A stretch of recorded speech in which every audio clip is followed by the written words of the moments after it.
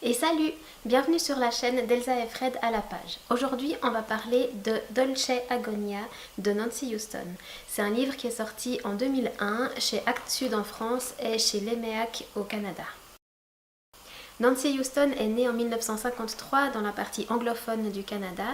À l'adolescence, elle partira vivre aux États-Unis, puis dès 20 ans, elle s'établira en France.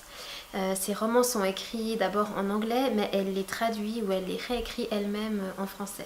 Elle est également musicienne et pour son œuvre, elle a reçu beaucoup de prix, dont le prix Goncourt des lycéens ou encore le prix Femina.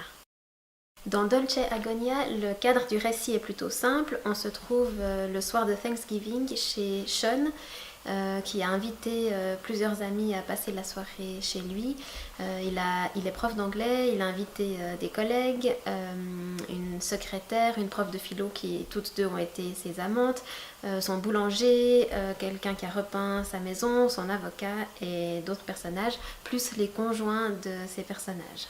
La soirée se prolonge à cause de la neige et on assiste donc à ce dîner bien arrosé, en huis clos avec ses invités, on lit leurs échanges, mais surtout on a accès à leur vie intérieure et à leurs souvenirs et aux nombreux drames qui ont eu lieu dans leur existence, que ce soit la maladie, l'inceste, la drogue, la vieillesse ou encore les amours perdus.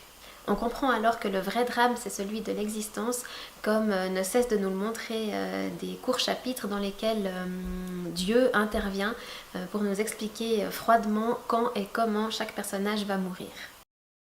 C'est un livre qui est très bien construit avec la trame principale du repas et puis tous les souvenirs qui viennent s'enchevêtrer. C'est un livre qui est très cynique aussi, mais avec pas mal de touches d'humour qui font un peu penser au film de Woody Allen. Ce qui est intéressant aussi dans ce livre, c'est qu'il décrit vraiment des petites tragédies personnelles et quotidiennes. Les personnages sont également très profonds, bien construits et très attachants par leur faiblesse. Par contre, il ne faut pas lire ce livre si vous êtes déprimé ou en pleine crise existentielle parce que ça ne va pas arranger votre cas.